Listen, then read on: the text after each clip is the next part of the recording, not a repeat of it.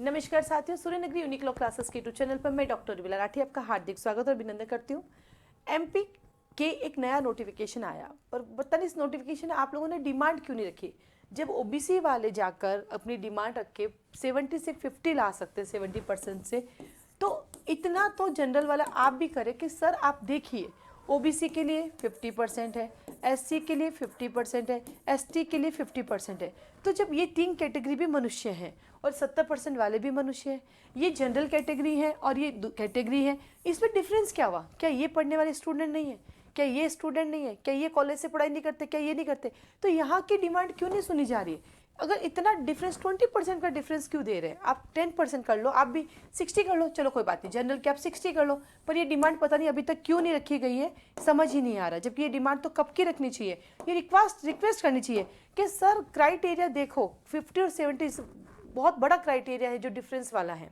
चलो इसके साथ ही साथ एमपी में एक चीज़ इन्होंने कर दी कि आपसे 3 साल का जो एक्सपीरियंस मांगा था, उस 3 साल के एक्सपीरियंस में जो जजमेंट थे आपके, उस जजमेंट को उन्होंने अब कैंसिल कर दिया। देखो जब पहली बार नोटिफिकेशन आया था तभी जजमेंट था भी नहीं, उन्होंने कहा 70% या 3 इयर्स एक्सपीरियंस। फिर जब अभी फॉर्म निकाले और अभी जब आया तब उन्होंने दिया, तो सुप्रीम कोर्ट महोदय ने कहा है कि ये जजमेंट वाला क्राइटेरिया हटा दीजिए, बाकी का आप रख लीजिए। लेकिन मैं फिर से कहूँगी एमपी के स्टूडेंट से कि वाई 70%?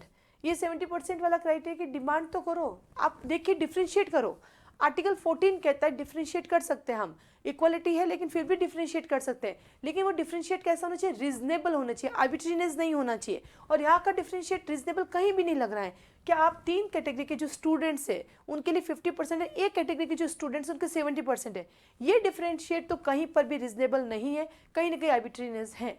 अगर ये 70 होता है, चलो मान लीजिए हम कैटेगरी की बात करते हैं, लेकिन क्या हम सब मनुष्य नहीं है? क्या हम सब स्टूडेंट नहीं है? क्या हम सब लॉ कॉलेज से नहीं पढ़ के आए? क्या हम सब के एलएलबी नहीं है?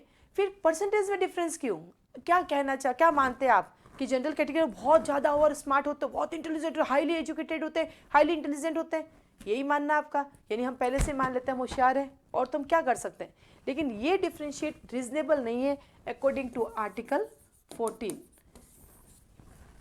पीएन भगवती जी साहब ने कहा था कि आप जो राइट टू इक्वालिटी के अंदर आप डिफ्रेंशिएट कर सकते हैं, बट इस तरह से नहीं कि उसमें आर्बिट्रीनेस हो, और ये डिफ्रेंशिएट कहीं पर भी रीजनेबल डिफ्रेंशिएट नहीं लग रहा है। बाकी वो 3 साल वाले के अंदर जो जजमेंट वाला था वो आप टेंशन फ्री हो जाइए। अब आप के पास 3 साल का सिर्फ एक्सपीरियंस चाहिए, आप अपना फॉर्म भर सकते हैं। ऑल द बेस्ट, आज के लिए धन्यवाद।